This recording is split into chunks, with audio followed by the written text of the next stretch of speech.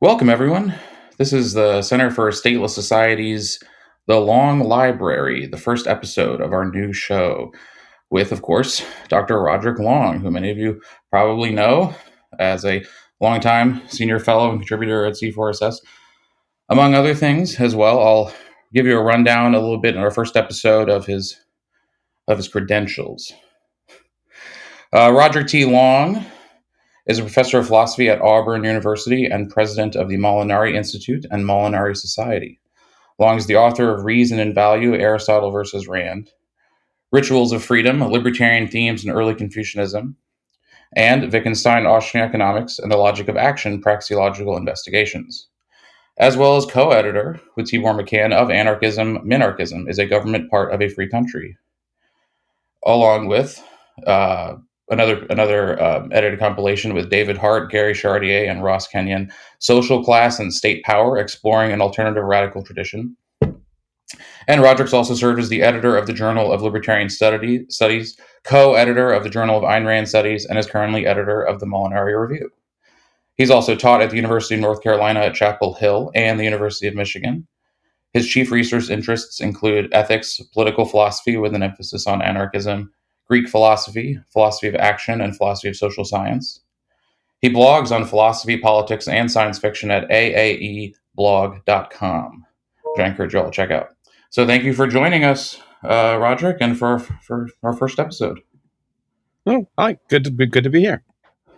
Yes, happy to have you. I'm really excited about this new show that we're going to be trying to do monthly.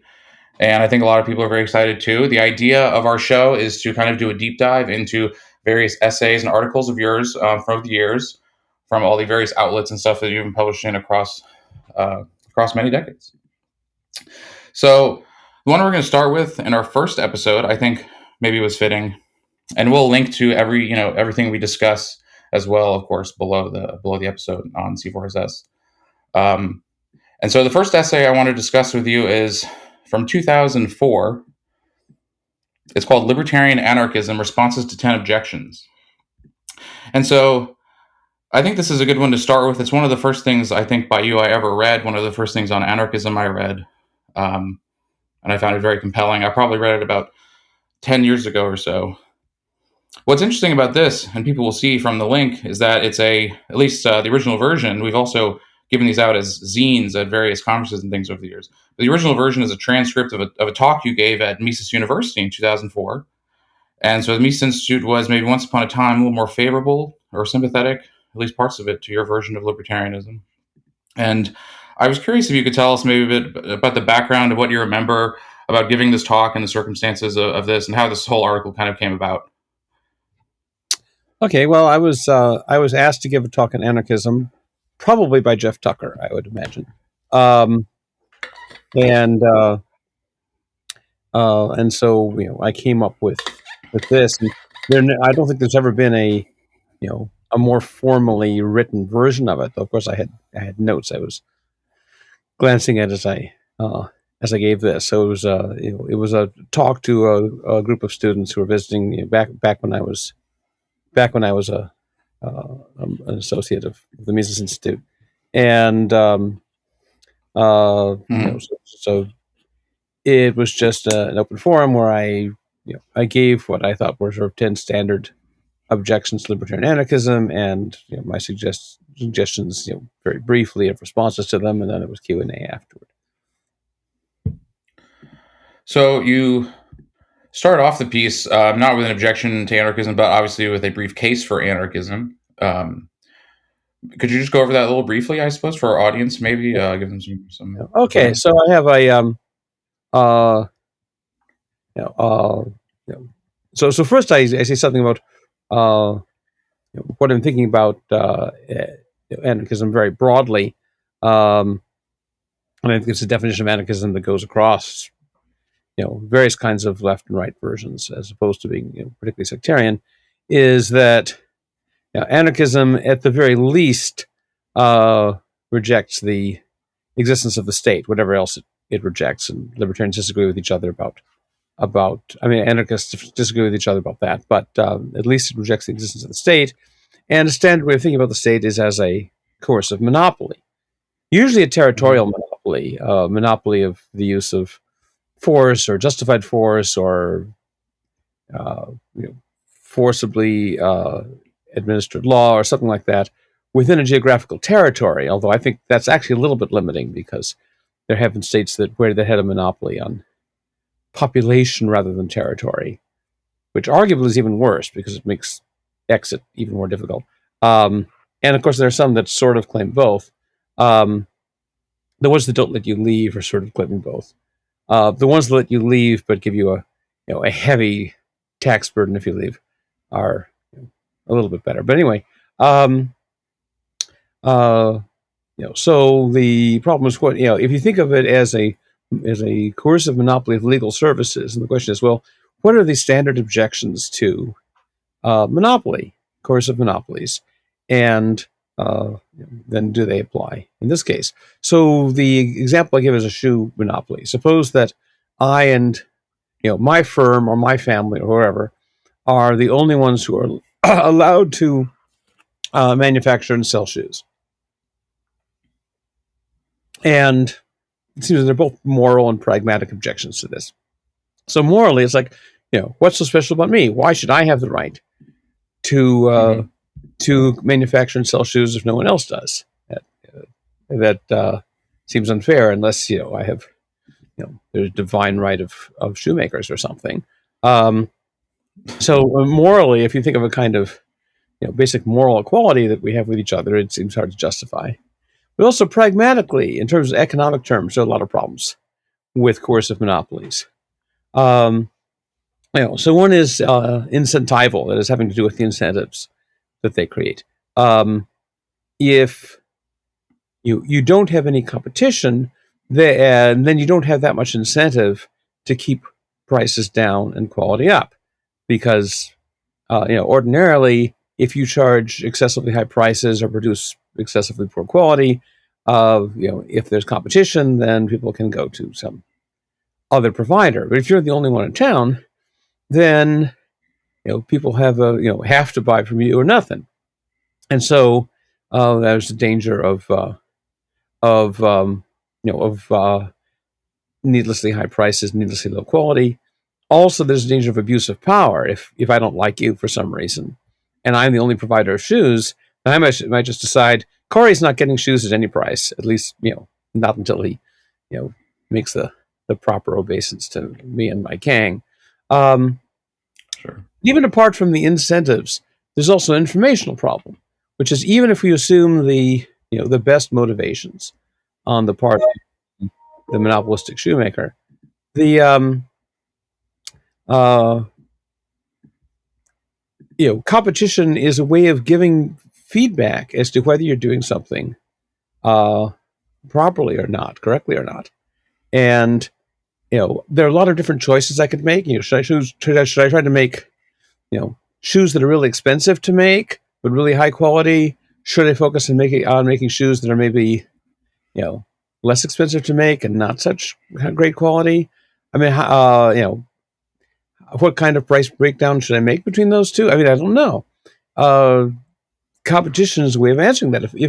If I see that other firms are out competing me because they're providing, the higher quality stuff or the lower price stuff or whatever, and then that's getting good results, then they'll realize, okay, then there's that's what the demand is, and so I can adjust myself. Whereas without price feedback, I'm sort of, even if I'm well-meaning, I'm sort of in a void as to what I should be doing. So all these things apply to the production of legal services or protection services or whatever it is you want to think of government as having a monopoly over. So first is the moral question: why, should the people involved have the people who are running the government? Why should they have this monopoly that other people don't?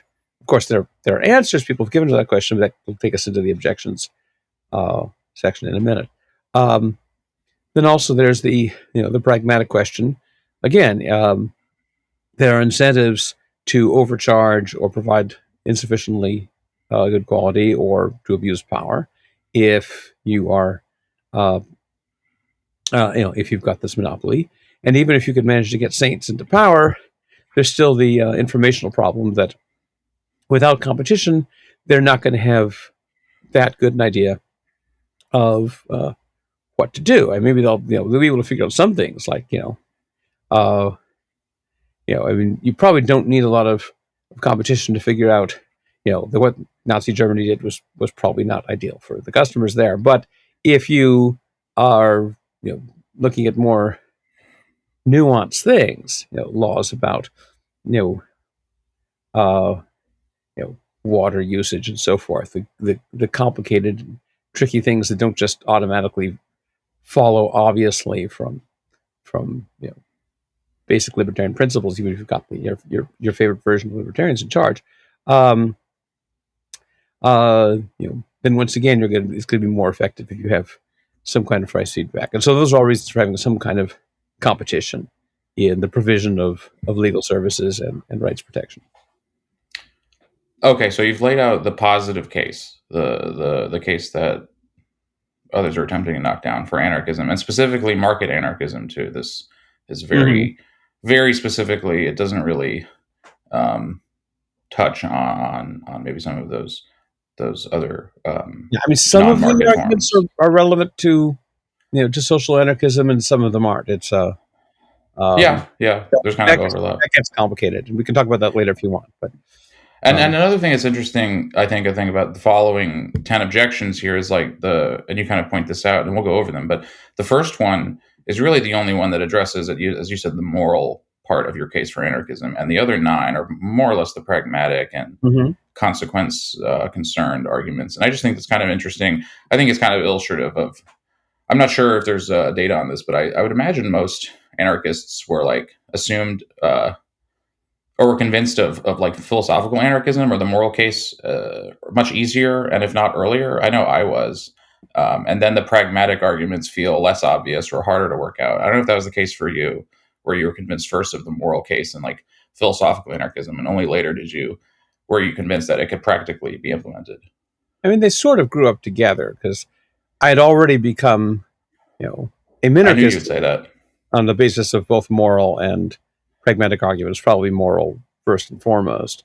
So probably moral arguments that pushed me to minarchism, and then there was probably pragmatic arguments that were preventing me from going all the way to anarchism. So maybe it was once I was no longer convinced by the pragmatic arguments against it, then there was no longer any blockage to the moral case for pushing me all the way to anarchism. That's probably the best description of. Yeah, I think it was similar. Like I was an uneasy minarchist for 6 months, I mean, as the joke goes. It took me a while. I mean, a lot of people become minarchists and then become anarchists very shortly after that. But for me, it took like 8 years or something. Okay. I know I was on the way because I remember this, this piece I wrote called "Financing the Non-Coercive State," where I tried to justify anarchism. But I saw more recently a footnote in which I said, well, and if this doesn't work out and we end up with anarchism, well, maybe that's not the worst possible thing. And I also remember when I finally became an anarchist, I told both my mother and my ex-girlfriend I'd become an anarchist, and they both had the same reaction. Oh, I thought you already were. So I guess it wasn't a radical one, but yeah, it was similar to me, and I think it's pretty interesting though, coming from the libertarian ecosystem, because then you kind of become an anarchist, and then you start meeting, as we kind of just mentioned, social anarchists, more left-wing anarchists. Then it's like the journey to anarchism does not go through minarchism for social anarchists. They're a whole, it's very interesting to see how people come to anarchism from, they're socialists and then they're anarchists. It's kind of funny how that goes. Different movements. So to dive into the first objection, so the first objection is that the idea that government is not a coercive monopoly. So the case for anarchism doesn't really make any sense. I think what's interesting about this first one is, I would say, in my experience, it's the most common objection I hear, just from, I guess, ordinary people I talk to, not necessarily academics or people who do a lot of reading in political philosophy. The other 9 are a little more, they're like a certain argument some historical thinker brought up, or some, deep into the weeds of the formulations of anarchism. It has some specific objection. Whereas the first one, at least in my experience, is the kind of just the most common, ordinarily intuitive response to the case for anarchism. And you kind of go over, you make the analogy. People say, you walk into a restaurant, you sit down, say, "Can I buy a steak?" And it's assumed that you will pay for it. So why doesn't this work for government? And that make government not a coercive monopoly. You live in the territory of the government. You presumably accept some government services, roads, police protection, fire protection. So isn't there an implicit consent to the government activities? In which case, the case for anarchism is kind of null.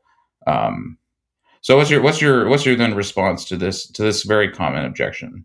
Okay, well, a couple of things. First of all, in the restaurant case, it is at least ordinarily fairly clear what it is that's being agreed to, what the terms are. Um, and there are exceptions to that. I mean, but these exceptions are often thought as being rather dodgy. So, like there are a lot of places where you go into some place and order a drink and you don't ask the price of the drink and you think it's going to be sort of within some normal range and it's like $200 or something, and then some big Right. beefy guy will come up and explain to you that you're going to pay it. But even if those things manage to survive without being shut down by the law, hi kitty.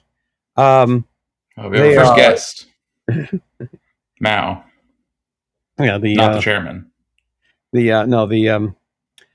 have a Sternite anarchist in the chat now. All cats are Sternite anarchists. No, this is Catbard, Rothbardian. Sure.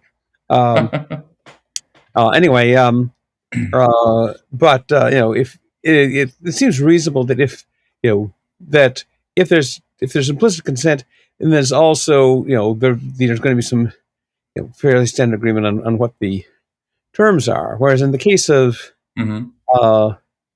of the state, the terms are very indefinite, and one party, the state, can sort of alter them at will. Pray I do not alter them further, and so there isn't much. So there isn't really. I mean, you don't buy a house. No one says you could buy a house through tacit consent. Right. It has to be a written contract because it's more complicated and large. Well, some people maybe say that. Well, sure, but I mean, we don't generally do it that way because we think it's more complicated and there are larger stakes at issue and so on. And when you're coming with something that's going to have authority over you, it seems like it's even bigger thing. But also, why should living in the territory of a state is like sitting down in a restaurant only if you already assume that the state has legitimate control over that territory. I mean, if I visit your house and you have a no smoking rule in your house, well, sure. Then if I want to smoke, I got to leave. But if I'm in a territory that's claimed by the state and I stay in the territory and don't relocate, that that counts as consent only if we already have reason to think that the state has legitimate control. Because otherwise, I could just say, I claim all the land from here to Florida, and then you are part of my domain, and I can start giving you instructions. And I say, well, this is part of my territory. I've got a piece of paper here that says that. Yeah, I wouldn't listen to you as a Floridian. That's very hurtful. I'm so sorry. I'll listen to your next response to an objection, though. To go to the second one, and so now we're getting into more pragmatic objections, as I said. So this one, you connect back to Hobbes, and it's again pretty straightforward kind of objection. Government is necessary for cooperation. This kind of relies on a lot about social trust, and the possibility of social cooperation presupposes a kind of level of social trust and interpersonal trust, which is a little hard to come by looking at history. And so maybe you need a government and force to make people trustworthy and to be able to depend on them to cooperate and to not cooperate, to coerce or to rob or so and so. So what's your argument against Mr. Hobbes? Okay. Um, uh, so again, a couple He's things. not here One to was, defend himself, but we'll give you the last word.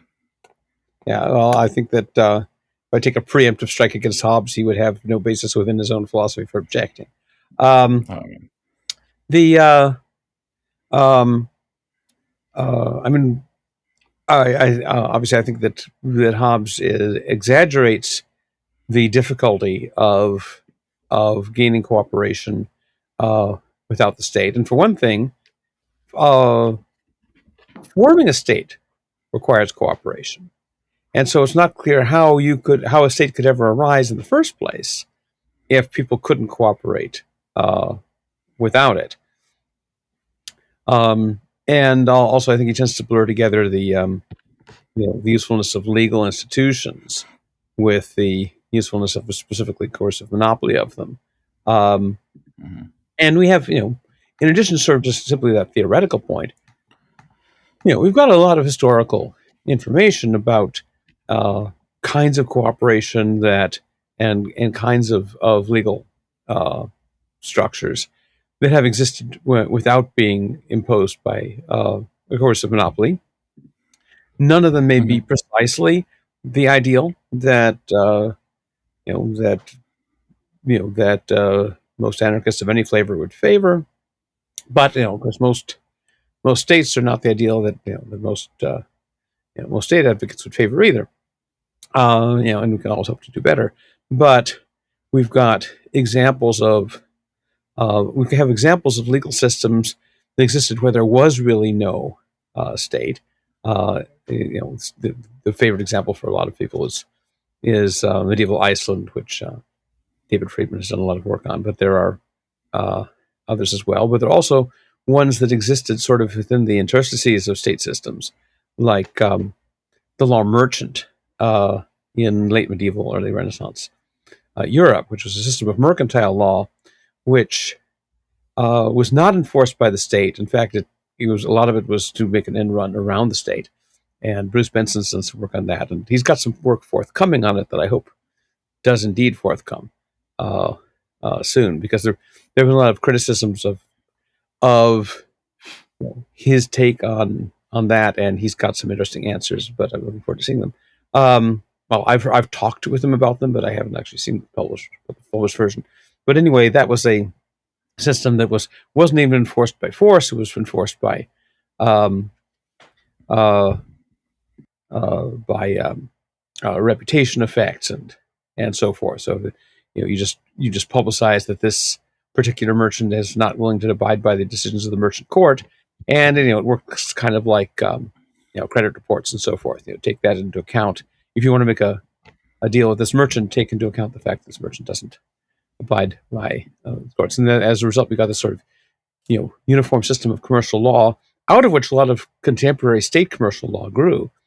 Um, that that emerged, not only with not because of the state, but in spite of the state, because uh, Mhm. each country in Europe had its own different laws, which made it it made international trade difficult in various ways.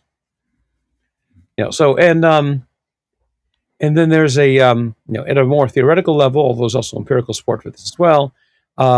There's a famous book of Robert Axelrod called The Evolution of Cooperation, uh, where he talks about when people are faced um, with situations, and very much like the Hobbesian situation, where there's a risk, there are benefits from cooperation, but also a risk if you cooperate and the other person zaps you.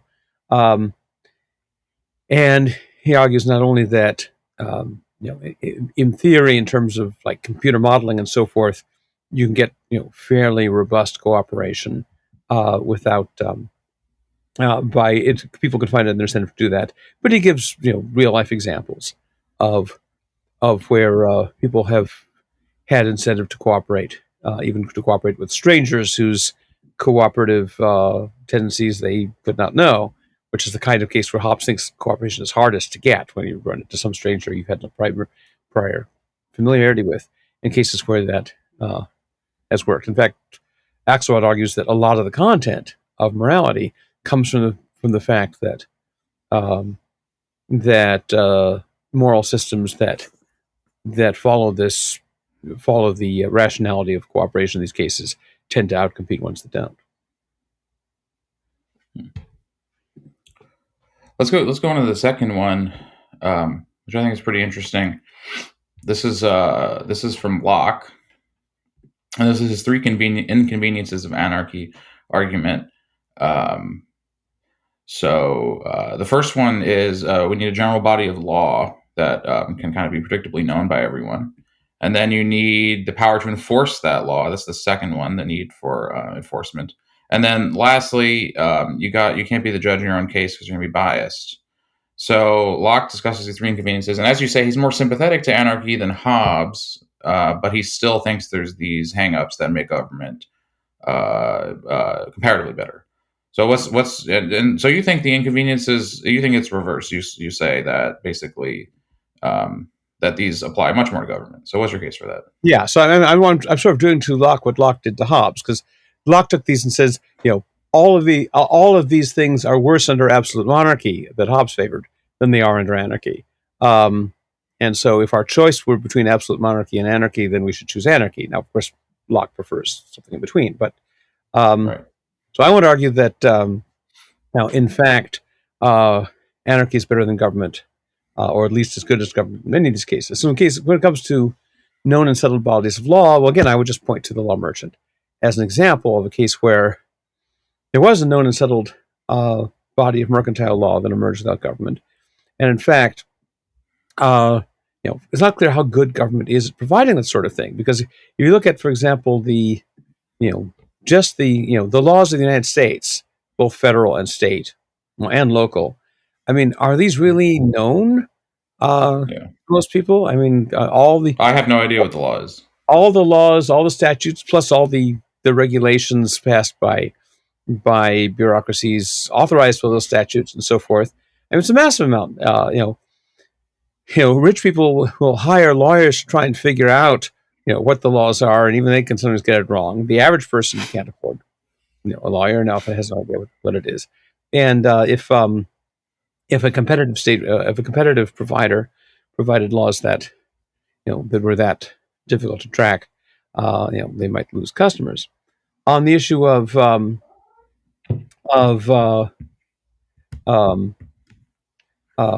enforcement. Enforcement.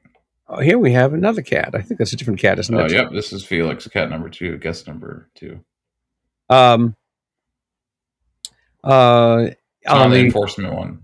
Yes, on the question of enforcement, often there's a tendency to be an assumption that if enforcement is not, you don't have a monopoly enforcement, then it's just sort of self-help for everyone. Right. And Ayn Rand says that in a recently posthumously published piece. But if you have, people don't say that about shoes. You say, well, if the state shoe company doesn't provide shoes for everyone, then everyone has to provide their own. They has to make their own shoes. No, you can have competing providers. On the issue of being a judge in your own case, I think that's actually an argument in favor of competition, because if you've got a monopoly, then any dispute you have with that monopoly will be the monopoly will be a judge in its own case. Now, it's not as bad if you have a monopoly that has some kind of internal division of powers, like the United States, as opposed to the kind of Hobbesian absolute monarchy. Because Hobbes thought his arguments against anarchy also worked against any system other than absolute monarchy, because if you've got like a division between the king and the parliament, which was the examples most salient to him at the time, since he was writing during the English Civil War of the 1640s, then then there's sort of there's no final decider over them, and so you need a single ultimate decider. But in which case, if there's just one person who's the supreme decider, then obviously they're going to be a judge in their own case in any conflict you have with them. Now, it's not as bad if you have a multi-system government, but even still, then if you have a dispute with the with the marketing division of a given corporation, and the dispute is going to be resolved by the legal department of that same corporation, you might feel that's not really uh, uh, a uh, a case where they're of really objective and independent judiciary. And now, and I think Locke makes the mistake of passing from the claim that it would be good for people to submit their disputes to a neutral third party to the claim there needs to be a single third party or single third party organization to whom everyone submits their disputes, which is like, as I say, is saying, if you go from the premise that everyone likes at least one TV show, which probably isn't true, but at least it's reasonably plausible, that everyone likes at least one TV show, and you infer from that that there's at least one TV show that everyone likes, which is certainly false. Or to take the standard ancient Greek example, if I say that everybody has a father, everybody has someone who's their father, it doesn't follow that there is someone who is everyone's father. That's the fallacy of composition. And so you can, there's no reason you can't have,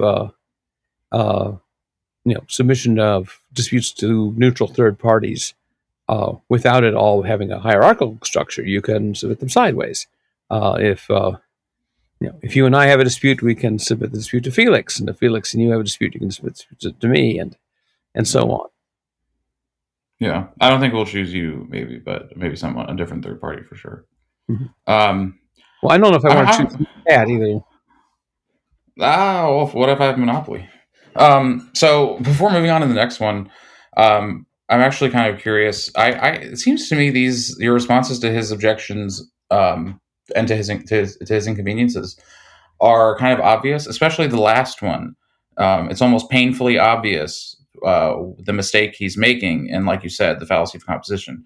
And so it's just weird to me. Why do you think that these kind of answers eluded Locke? And just in general, a lot of the thinkers of that era, it seems to me, maybe these answers wouldn't dawn on you if you haven't thought of the idea of competing providers of law. And we know that for whatever reason, it took a couple hundred years until Molinari and I guess the 1850s, who we credit with coming up with that idea. So why do you think that all these thinkers were really thinking outside the box in terms of political philosophy compared to what came before, but it never dawned on them? It took hundreds of years to get to this idea of competing providers of law.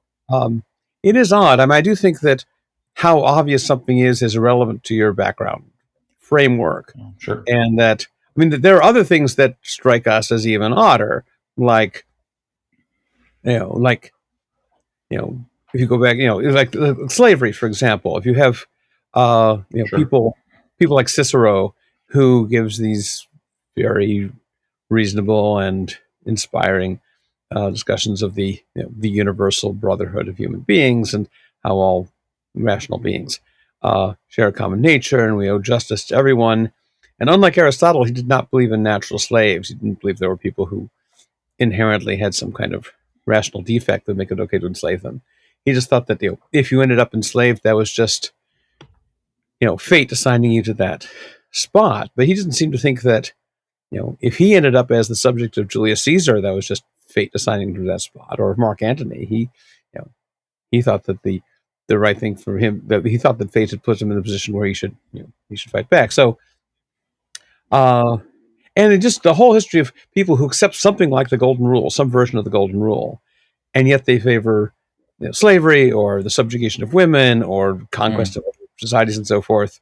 And a lot of people thought, well, they don't really mean the Golden Rule. They really mean other people and some limited sense of people and so forth.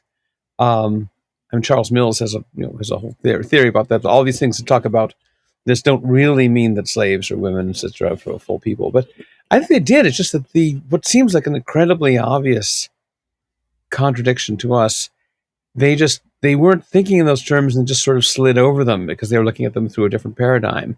Or sometimes they'd be sort of uncomfortably aware of them, but they'd wave their hands at them enough to make it so that they didn't see it. And I'm not sure it was completely intellectual dishonesty. It was just, it's kind of like if you come up with an argument for something that seems crazy, like Zeno's argument that motion is impossible. Zeno has these arguments that it's impossible for anything to move from one place to another. And you may think, well, that's an interesting argument, but the conclusion can't be right. So there's got to be something wrong with Yeah. the argument. I mean, I don't know what I can't Yeah. bother with now. I think a lot of people have had that. People in the past had that reaction to slavery or to uh, subjugation of women. Like, well, if you really took these principles seriously, it would seem we'd have to have equality there too. But that's kind of crazy. Um, and then I think nowadays a lot of people do the same thing with anarchism. Um, uh, so people tend not to take an argument seriously if they don't take the conclusion. If the conclusion is not sort of within their realm of options, and that can be reasonable. I mean, in the case of Zeno on motion, it's right to think there's got to be something wrong with the arguments because look, But why competing providers specifically? Do you think did that take until that is Molinari and because there had been, depending on how you think about competing providers, you could say the whole history of medieval Europe was the history of competing providers. Sure. And also, Adam Smith talks about competing courts. Molinari cites this with glee. Adam Smith says that the reason that these court decisions were so good is that they were competitive. So the idea of competitive portions of these things was certainly available to them. Now, how strong an understanding people had of the Middle Ages. I mean, during the Enlightenment, people had a very, very fuzzy understanding of the Middle Ages for the most part. They saw themselves as rebelling against the Middle Ages and tended not to see there being much value there. But if you look at the Middle Ages, you've got royal courts and ecclesiastical courts and local manorial courts, and you've got mercantile courts and all these different things. And none of it is ideal from our point of view, but they're if you ask, can you have a workable system where there are competing centers of authority where in practice none of them actually has a monopoly, although many of them will claim to have one. In particular, the church and the state both claimed to have a monopoly, but in practice they rarely got it. Sometimes they did, depending on the breaks. But and the history of different populations within the same territory being governed by different laws, I mean, that's a part of European history. Sometimes, you didn't have any choices to which one you belonged to, which is not so great. But there were cases, for example, in medieval France, early medieval France, a lot of people had a choice as to whether to be ruled by Frankish law or by Gaulish law, where Gaulish law was sort of heavily Romanized. Frankish Gaul was not. And people in France could sign up with one or with the other. I mean, all the Franks were sort of ultimately in charge of the system, so it wasn't pure anarchy. But still, there was this, selection, and no doubt it made each system of law better for the fact that people could opt out of it to the other one, even though it was only two options, and so, not a super great system, but anyway, the versions of this thing did exist, but again, a lot of this was not history that was very well known. Well, I'm not too knowledgeable about the Middle Ages. I'm glad we have someone maybe that from that era, like you to remind us of that information. I'm not from that era, Corey. I was born in the 1960s. Okay. I'm sorry. I know it seems like that to you. Okay, you seem very knowledgeable about that time. So maybe time travel. Much about the Middle Ages. Look at the pictures, and I turn the pages. No, the singing segment is later in the show. and probably so the fourth objection comes from Alyssa herself, Ayn Rand, arguing that these competing agencies will inevitably go to battle with each other and reap violent conflict. I think you violated my rights, so I call my agency. They go after you. You call your agency. Our two agencies are now caught in some sort of conflict, and what are they going to do except battle it out? And your response to Ayn? Okay, well, I mean, could this happen? Sure, but the question is, in terms of what are the incentives? And I think the incentives for competing protection agencies are actually somewhat better than the incentives for governments, because in terms of choosing conflict over peaceful resolution. Because when governments go to war against each other, governments have a monopoly, so they have a captive customer base. Because wars are expensive, conflict is a more expensive way of resolving disputes than arbitration is.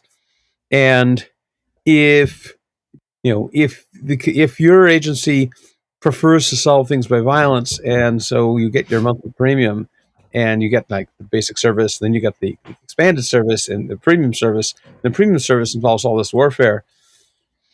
You may want to switch to something. Whereas, uh, when if you're a citizen of a government of a state, you you know you even if they allow you to leave physically, that which some of them don't, that's still the cost of exit is still pretty high, and so you've got more or less captive customer base, and so um, and also if you're in a position to conscript people into fighting in these wars, then the people who are making the decision to resolve these things violently are not primarily the ones paying the cost of them, either monetarily um, or in terms of personal safety. They just taxing the customers. So, so I think that the odds for obviously, the details of this are going to be affected by various sorts of cultural things and so on, but Yeah. the odds are going to be better. And I think one promising thing is if you do look at medieval Iceland, you have because some people say, well, the choice for choosing arbitration over violence is something that you'll do if you're like a peaceful, friendly, liberal type. But people who have sort of an honor-based culture and you're accustomed to violence aren't going to do it. Well, the Vikings certainly had honor-based culture and were certainly accustomed to violence. And yet, if you look at the at the histories for example, medieval Iceland, um, the conflicts are fairly contained. David Friedman makes the point that if you're reading an Icelandic saga, you'll see about a fight, but it's like a fight between 5 people here and 10 people there, and only 3 of them are actually doing anything. And then the next fight is like 5 years later. And by and large, the they ended up um, choosing most of the time. Vikings would accept arbitration and some kind of financial compensation, as opposed to a war of vendetta. Wars of vendetta were the exception, Hmm. and it wasn't because they were especially liberal, friendly, tolerant, passive folks. Um, I think we have reason to be optimistic about that. Feels like a real problem with media representation of Vikings. I feel like there need to be more movies about them with their arbitration agencies and less warring and battling Well, it's to be accurate. not as cinematic. It's not as cinematic to show people Uh, to me, it arbitrate would be. about you cut down trees on my property and therefore you must pay me this amount of money. It's not as Well, court dramas are very loved. So court that's true. drama with That's Vikings true. and of this era, maybe. Yeah, and a lot of the Icelandic sagas, although of course they do have violence because that's exciting, a lot of them do cover the courtroom drama stuff as well. And the Icelanders were really they were really intensely court oriented. I mean, there's one Icelandic saga, I forget which one it is, where they come across a haunted house, and the way they solve the haunting is that they try the ghosts for trespassing, and the ghosts lose the case, and so they leave.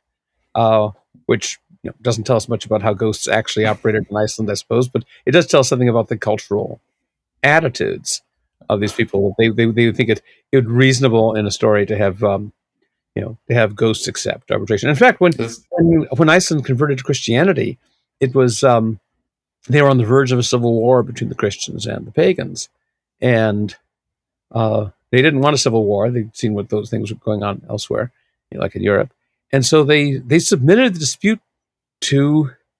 Now, I would have preferred that they just say that everyone could pick their own religion. I think that would have been a better.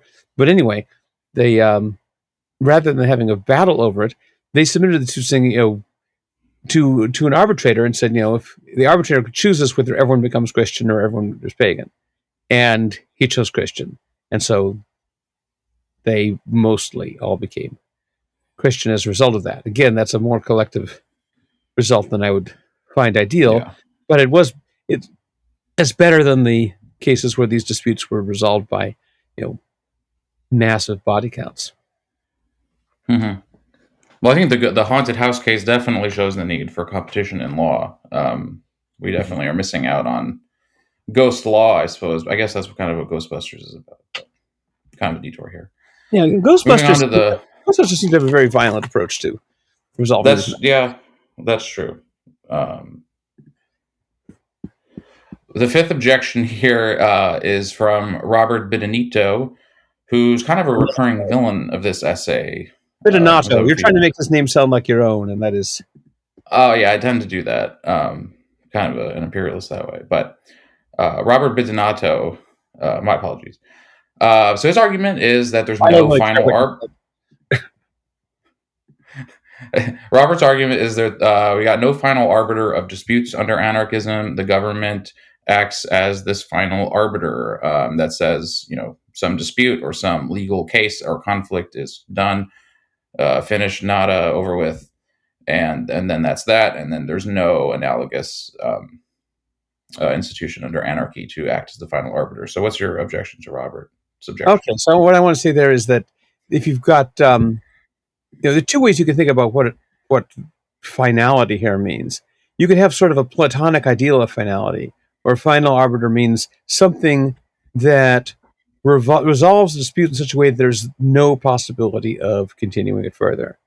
It's true that anarchism doesn't provide that, but I think that no system provides that.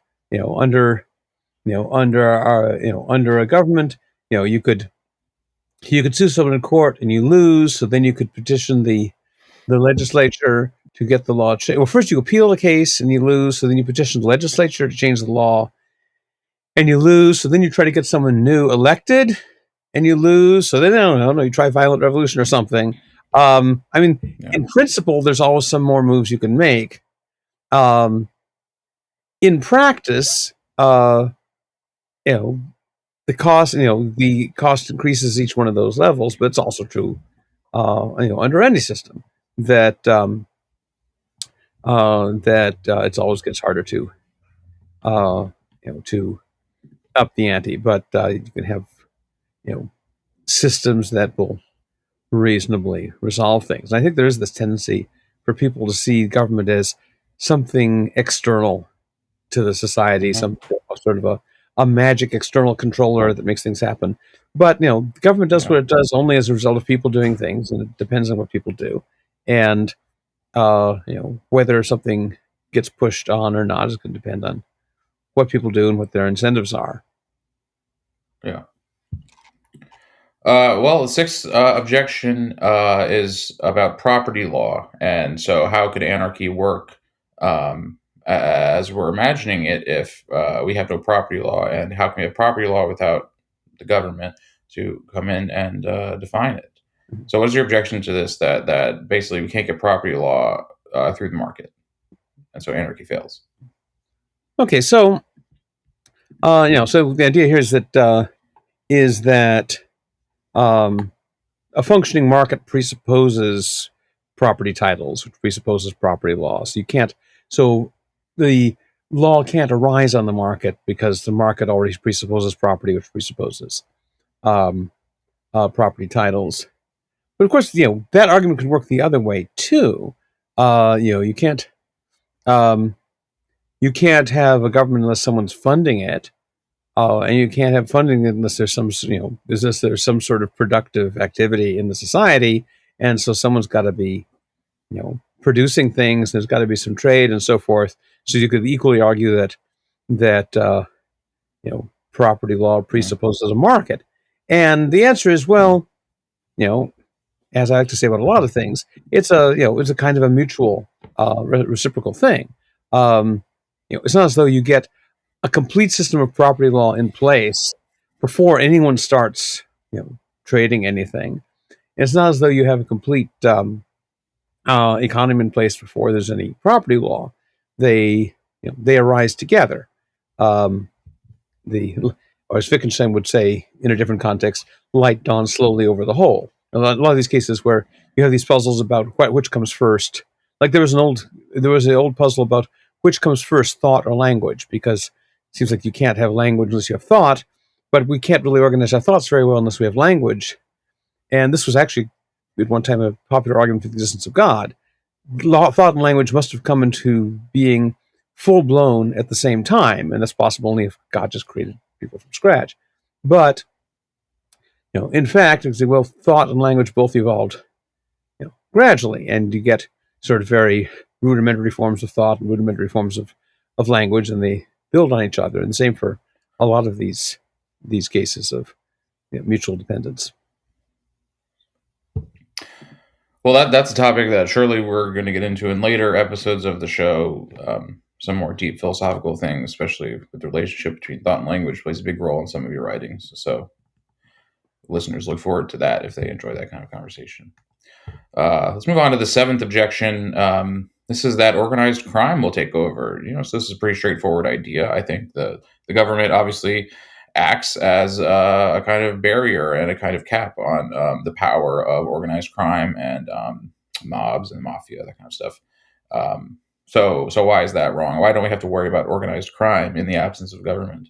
Well, we might have to worry about it, but we're just going with probabilities rather than certainties. The thing is that organized crime, in the main, gets its power from government in the following sense: that the things that organized crime specializes in tends to be things that government makes illegal, like drugs, in the past, alcohol, in many jurisdictions, prostitution, etc.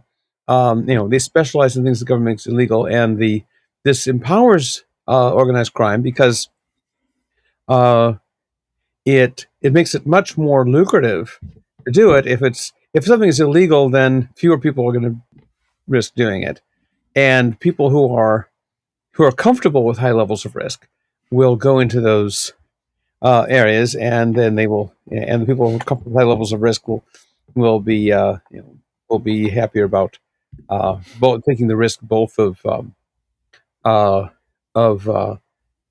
suppression by the government and of violence from other likewise criminal providers. And so government makes these areas artificially attractive to Right. people who are not risk averse. Now, there are some things, like if I'm providing a market, an assassination market or something like that, which would be illegal under any libertarian system, well, that would still give me a leg up. But still, the demand for drugs now, or for alcohol during the 20s, is higher than the demand for assassination, which is perhaps Yeah. well, and it's easier to slip someone a drug than to go and kill someone. So that's just naturally costlier. So I think that the organized crime would do worse under anarchy. And in fact, there's a reason that the mafia was very unhappy with the repeal of prohibition of alcohol, because suddenly it was no longer as lucrative, and no longer sort of confined to people who were good at shooting each other people in the streets. And so during the 20s, providers of alcohol were shooting each other down in the streets. Nowadays they don't so much, which I think is also relevant as an answer to Rand's worry about conflict. The Shria ties back into that one. So let's move on to the eighth, and I think this is a big one. This is the idea that the rich will rule, and those with more resources than others basically be privileged under a system of no government, and will be able to wield their power even more so, perhaps construct laws in their favor and things like that. And so this is a huge worry for market anarchy. What do you say to this one? I'm interested, by the way, in reading over what I said at the time, that I didn't lay as much stress as I would nowadays on the ways in which vast inequalities of wealth tend to be fueled by government intervention, which is a point I would be more likely to make now. But what I said at the time, which I think is also true, is that government magnifies the power of the rich. Think of just bribery. If I want to bribe you to do something that costs $1 million, well, if you're spending your own money, I can't bribe you to with less than $1 million. But if you are controlling other people's money, if you are like a tax-funded politician or bureaucrat, then it's much easier uh, for me to bribe you. So and I'm using bribe broadly for not only for things that are illegal, but things that are broadly Yeah. legal, And like lobbying. contributions and lobbying and various things like that. And of course, also, as I mentioned earlier, the rich can afford to hire, lawyers and Hmm. lobbyists, people who will, look into the best ways to, to influence these things. So, and if a, if a particular protection agency gets a reputation for, favoring the rich over the poor, um, then, you know, that creates a market for an agency that doesn't, because the poor are often going to outnumber the rich in such a way that no, there's a reason that most businesses don't cater solely to the rich, and don't and bottles of Coca-Cola don't sell for $1,000 each or something like that, because uh, the the rich could afford that, but then they would lose the market to the poor, and so Hmm. favoring the rich creates an incentive for competitors to come along and have something that's more favorable to the less affluent, whereas and the government don't. And people think, oh well, in a free market system, the you justice would be on sale to the highest bidder, as though it's not now in many respects. In many respects, of course, the justice is on sale to the highest bidder now, and there's no competition to counteract it. So I think we're actually better off uh, under anarchy with regard to that particular objection. So the ninth, we're back to Robert Bidinato and his second argument here, and that's that the masses will demand bad laws, and that opening up legal services in this way to market and supply and demand, it's just a recipe for bad laws, for unlibertarian laws, for oppressive laws. And what's your argument Okay, against so I Robert think here? which are you likely to get bad laws under market anarchy or a democratic state? In both cases, the majority can vote for various bad things, but under market anarchy, they have to do more than just go into a voting booth and pull a lever or make a mark on a piece of paper. They have to pony up the money for it. Now, if people are fanatical enough about something, then they will pay. They'll be willing to pay quite a bit for it. But if you're not fanatical, if you just if you have some view that you'd like to oppress, like to suppress other people's freedom in some respect or other, and you'd like to do that, but you know and you're willing to to go to a voting booth to do it. But if you're getting again your monthly premium and you see X amount for protecting you from uh, you know force and fraud and theft and assault and stuff like that, and then you see the amount that is going to uh, paying for uh, you know the agency poking into looking at other people's windows to see if they're taking drugs or having sex with the Right. wrong people or something like that. Even if you would like ideally to suppress them, it raises the cost to you. Now again, there are issues that people really feel fanatical about. I mean, abortion, for example, is one that a lot of people feel on each side feel Yeah. strongly enough about that they might be willing to pay quite a bit to enforce their preferences. Um, uh, but uh, And but if I was fanatical enough, I could pay a huge monthly premium for my agency to oppress Roderick Long and violate his rights all the time. And just you as I could pay enough if I was fanatical, really, really fanatical, obviously, but theoretically. theoretically, yes. On the other hand, if this becomes publicly known people will be worried that if that's the kind of thing that your agency does to me, they might do it to anyone. And we Yeah. get we get a lot of even in our society we get a lot of cases where victims of various kinds of oppression get agencies that are private agencies that are willing to jump to their legal defense or whatever Yeah. in cases where they can't personally afford much, and so there's no reason to think that there'd be less of that. In fact, if we're right about economics, we're going to have uh, a more prosperous economy, and to be more funding of these pro bono organizations. I think that's also relevant to objections coming up. But anyway, whatever. Well, let's go ahead. We're here. We're at objection number 10. And so I think this one is probably one of the more interesting and complex ones. And you kind of connect it to Nozick's argument in Anarchy, State, and Utopia, as well as it's been pushed further in various essays by Tyler Cowen later on.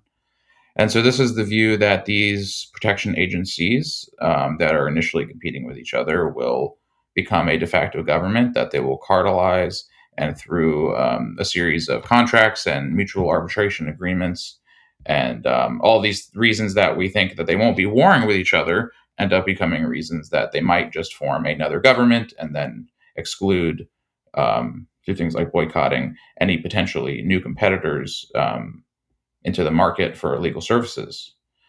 So this is an interesting one, and I think this has been very compelling to a lot of people ever since Nozick kind of put it together. So what do you say to this? Yeah, and I think this is a very insightful objection. I don't agree with it, but I think it's an intelligent objection because because it places a certain burden on market oriented folks who are used to saying, well, on the one hand, we like to say that free market incentives will tend to dissolve cartels. On the other hand, we like to say that cooperation can work well without state enforcement. But it seems like there's a potential tension between those two claims, because if state if you don't need state enforcement for cooperation, then then the standard libertarian argument on cartels that they're stable only if government enforces them uh, gets undermined. So what about that? Um, Mhm. you know, so um, so Brian Kaplan has a series of articles. I think some of them with Ed Stringham, some of them maybe with someone else. I've forgotten, but a lot of them are collected in Ed Stringham's book Anarchy in the Law, which has a lot of market anarchist stuff in it. Um, Yeah, great book, great collection. um, the he distinguishes between self-enforcing and non-self-enforcing boycotts. That is, cases where it's in your interest to boycott someone, and in your case where cases where boycotting someone is against your own financial interest, which doesn't mean it can't work. If you care enough, you can still do it. And sometimes that's good, and sometimes that's bad, depending on who you are and what you're boycotting. But anyway, boycotts that are against your financial self-interest versus ones that are that are consistent with it. So, for example, if I boycott you and refuse to enter into business contracts with you because you're known for cheating your customers and your business partners, well, that's no economic sacrifice for me to avoid doing business with you, because if I did business with you, I would risk being one of them. Whereas if I avoid doing business with you because I don't like your personal views, your personal lifestyle, that is an economic burden on me. Again, how much of it will depend on context. Sometimes I'll find it in my self-interest to go ahead and boycott you anyway. And again, depending on what I'm boycotting you for, you might think that's good or it's bad. But so in the case of cartels, uh, Kaplan makes the point that there's a strong interest to incentive that people have to break the cartel, because although it's in everyone's interest that the cartel, every member of the cartel has an interest in the cartel surviving, it's also in the interest of each person to break the cartel and do business with someone else. That's the point he makes. What I would want to say further beyond that, and I don't think I said that that I much think in it's this. where the piece ends. But I uh, but I've said that in another thing I wrote. Um, uh, I think that one has to say more than just that because um, there can be there can be social pressure to uh, to maintain a boycott, a non-violent social pressure that can be effective. I mean, and if we look at sort of racial discrimination, it's sort of a mixed case. On the one hand, uh, you know, if you go back to these of Jim Crow, racial discrimination was actually mandated by by the government, and so there were people who were not particularly racial, white people who were not particularly racially enlightened, who still would have discriminated less just because of the economic incentives of being able to deal with financially with blacks. An example would be the Montgomery bus boycotts, where the buses were requiring blacks to sit in the back of the bus, and the blacks were boycotting the buses. This was hurting the bus company, and they asked the government, "Could you please, get rid of this law requiring us to make blacks go in the back of the bus because we're hurting financially from the boycott?" And the government said, no. And it's not as though the Montgomery bus company was, suddenly filled with anti-racist fervor. It's just that they were losing financially. So Yeah. certainly that can, certainly economic incentives can tend to overcome things like racism, and likewise things like other kinds of maybe not so racist, but things like cartel enforcement. But there can be there can be you know you know non-coercive and non-monetary incentives at play. Like if Right. if all my friends are racist and I can't go, and I'm going to be kicked out of my local country club if I start treating blacks like people. Um, that might matter to me more than whatever financial incentive I would get. So there, I think it's important that the economic incentive that can undermine cartels isn't just an incentive of members of the cartel to break the cartel, because they may be allied with each other by cultural things that reinforce the monetary incentives. But it's also an incentive for people to come in from outside. And of course, it's always been a point in the Austrian conception of competition. The competition isn't a matter of the number of firms that exist at any moment, but how easy it is for firms to enter the market. And if there's another firm that isn't bound by those, so maybe coming from outside the society, outside that particular local community, and they come in, and they don't care about your local country club. I mean, here's an interesting example. It's a little bit complicated example, so maybe it's not a perfect example, but I'll give it. Back in the, my grandmother lived in, my maternal grandmother lived in among other places, Florida, your neck of the woods, during the Jim Crow days, and but she wasn't from there. She was from Chicago, and she annoyed all the other housewives in the area by paying paying her black servants much more than they did. And she didn't do it out Hmm. of anti-racism, because she was racist as hell, really. And she didn't do it really as an economic incentive to get the best servants, although as a result she did. She really got it just because she came from a different cultural background, where it wasn't so much that she wasn't racist. It's just that she came from a cultural background where it would be tacky to pay your servants as little Yeah. as the other housewives in the area were paying. It made you look cheap, and she didn't want to look Right. cheap, or she didn't want to be cheap. Even I think that's fair enough. Even though she was not a very good person, uh,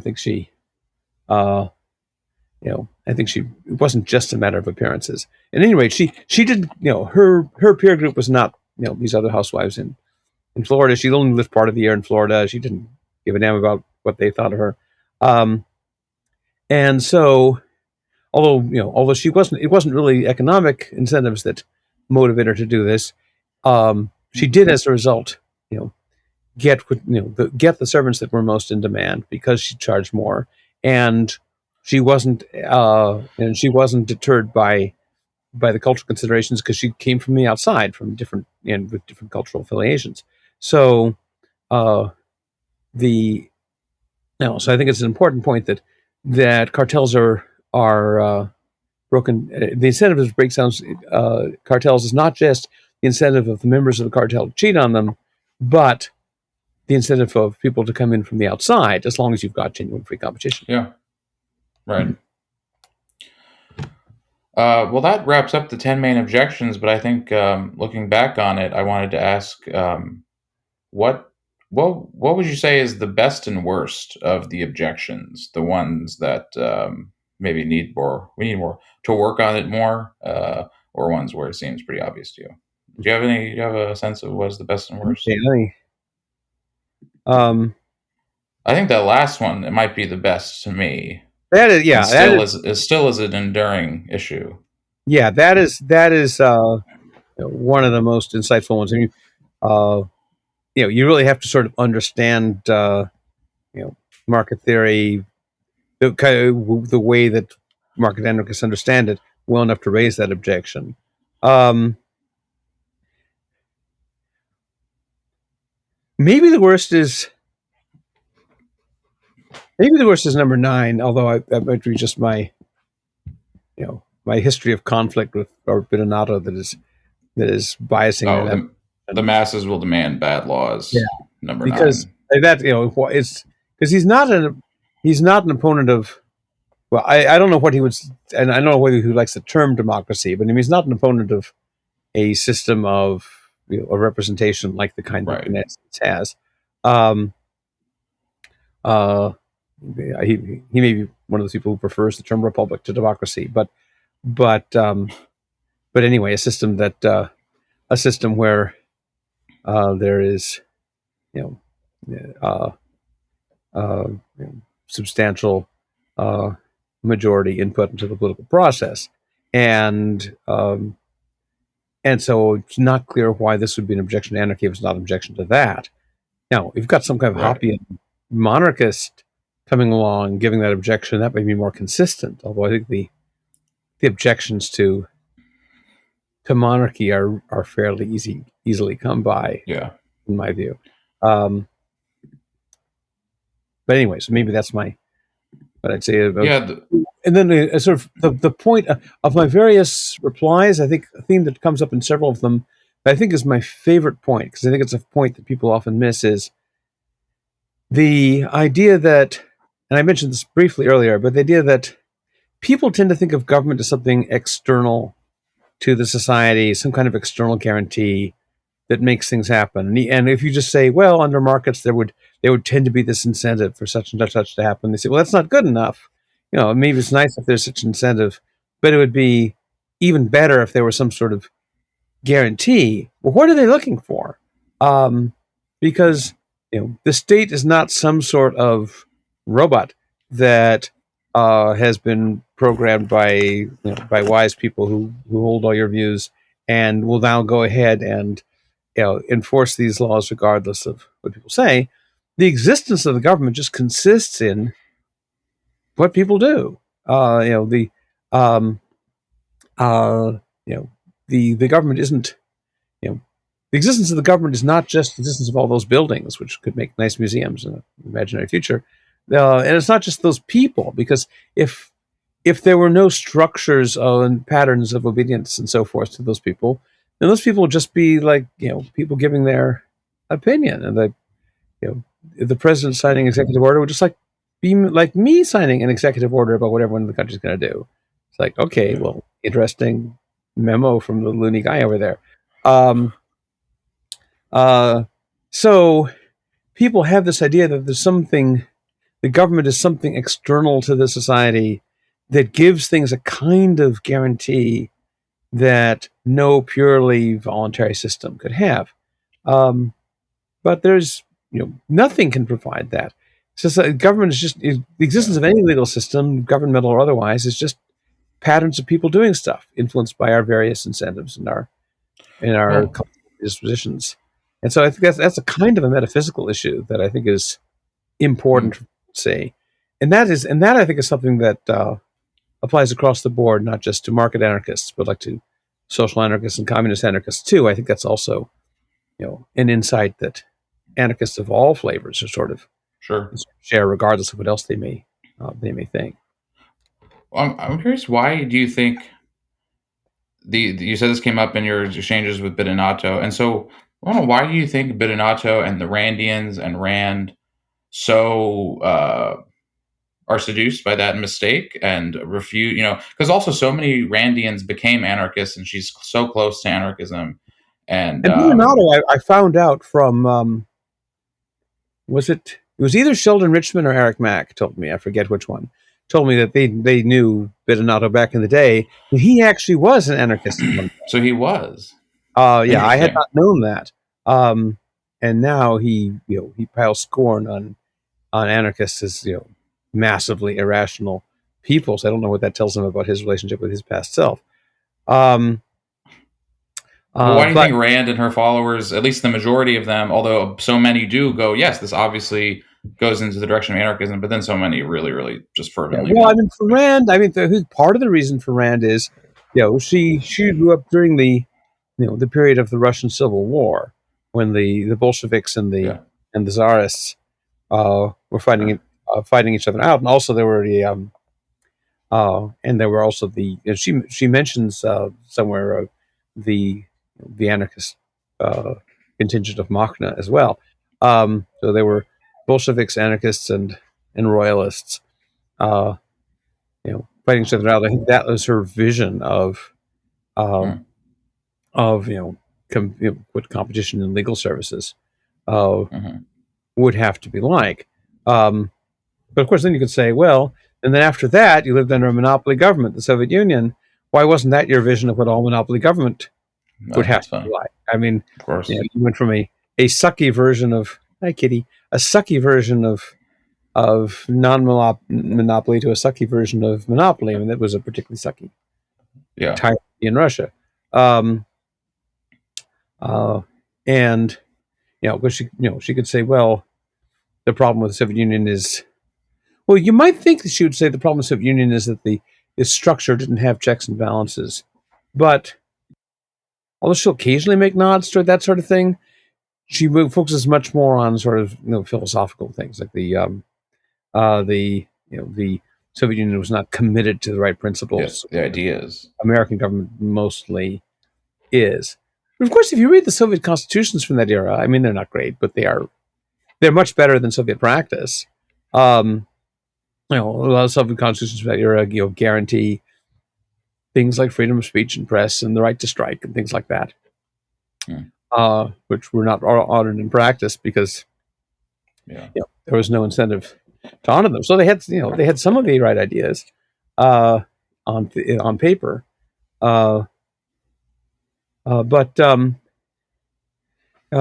I mean, Randians often read as though if as long as people had the right ideas, it wouldn't matter whether this government had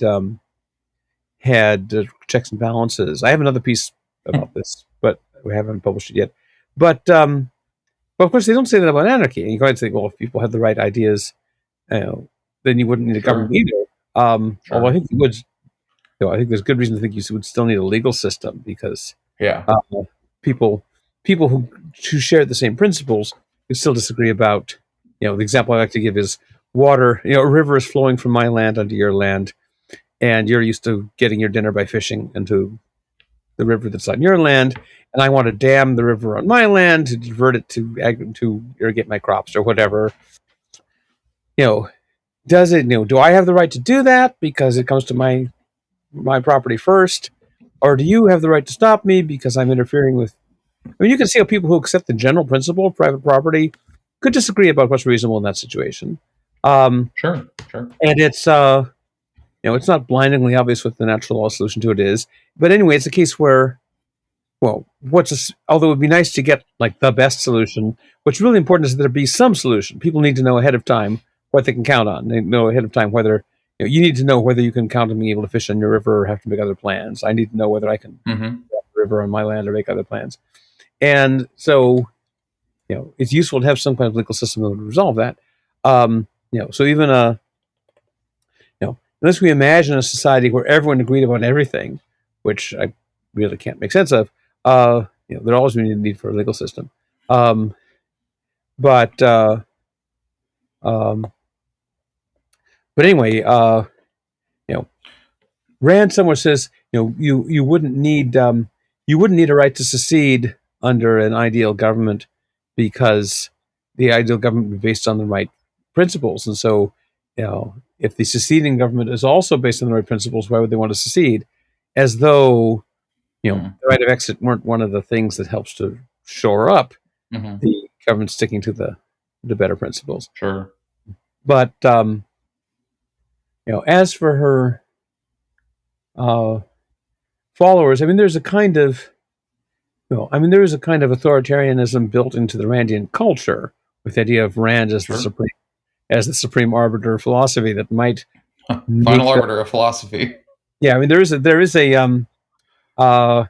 tendency for people's views in areas of philosophy or of religion to influence their views in political structure. It doesn't always work perfectly, but under Catholicism, monarchy was the favored system because monarchy and the Catholic Church have similar, hierarchical Mm-hmm. structures.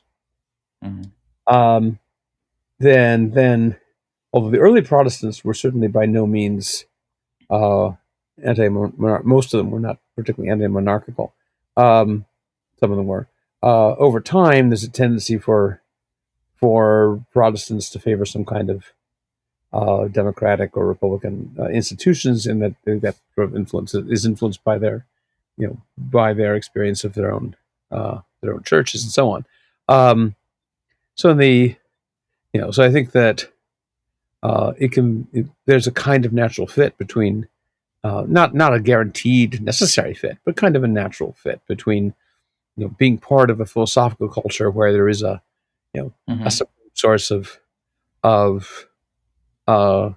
say so about things, and similarly with government. So anyway, that's Yeah. just a possible partial. I mean, it's a real shame to me because Galt's Gulch is so anarchic, and it's as a work of fiction, the way Galt's Gulch is presented, and it's so, and yet elsewhere in Atlas Shrugged you get very detailed, spelled out arguments for minarchism explicitly, and yet Yeah, and on the last page, you get Judge Narragansett is revising the Constitution, but to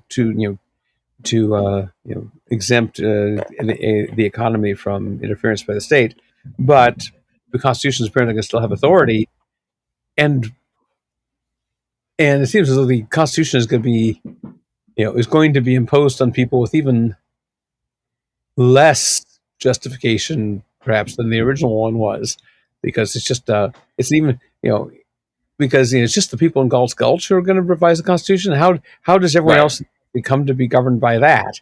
Um, right, yeah, at least in that's true. I mean, there are a lot of problems with the ratification of the Constitution, but at least there were like state legislatures that were Right, ratifying the thing. However yeah, unsatisfying that might be for us in the details. Um, and yeah, it's not clear what the next 10 years after Atlas Shrugged would look like in the fiction. That would be interesting to see what she had in mind. oh, that's funny. Like, yeah, I get fan fiction of that. Well, before we wrap up, I did want to ask, in retrospect, looking back at the article, it's 19 years old, almost 2 decades. What Mm-hmm. would you change about it, if anything? Are there any kind of new objections that have surfaced that you think, oh, I should have added this, or I would add this if I wrote it now?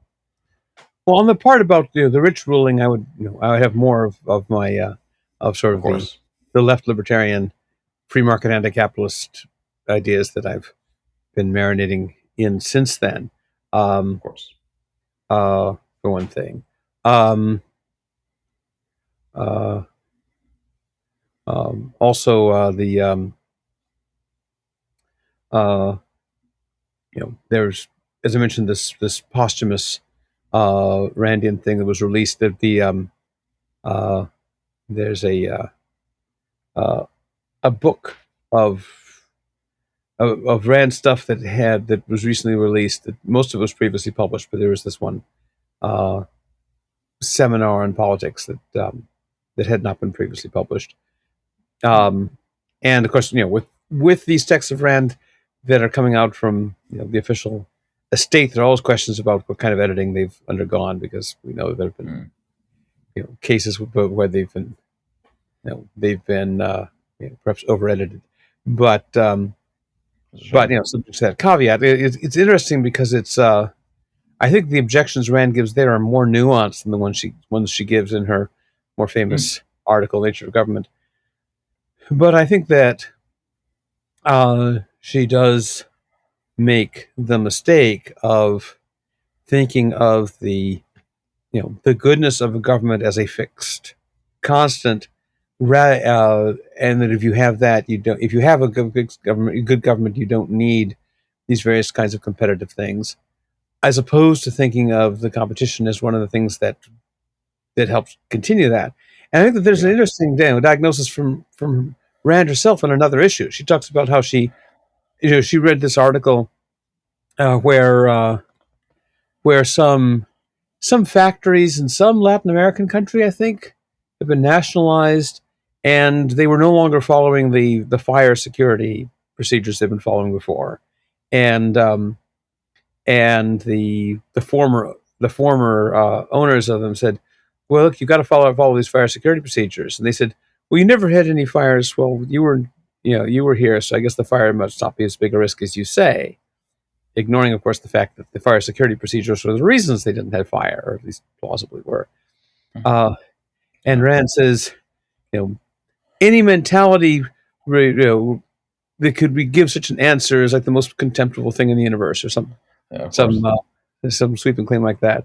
But it seems like to me that she's making a similar mistake in thinking that if you've got a government that's committed to the right principles, then you don't need competition or right of secession or any of those things, as though the right of exit isn't one of the things that that plays a role, like fire security procedures in a factory, of making these things more difficult. Yeah. Well, I was just thinking through reading the piece. I feel like one maybe more new objection, and I think it's kind of in a roundabout way, but I find it fairly interesting, is there seems to be a correlation between relatively prosperous, relatively liberal societies and having some kind of reasonably large government, and the state capacity libertarians that have kind of cropped up the last few years kind of make a lot of this point and this issue. And it seems to be, the case that it looks a lot like state capacity, and that relatively decent sized government is causally related to the relative prosperity and relative liberalism. So, do you think about that objection at all, or what do you think of I the think there's merit of that? I think there's a non-accidental correlation, but I think it may go the other way. That Right.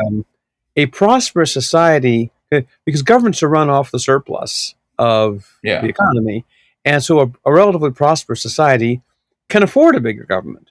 of course. It can survive having a huge percentage of the of what it produces being extracted by the government, whereas a subsistence economy, if you try to to extract that percentage of what was produced, you just kill everyone off.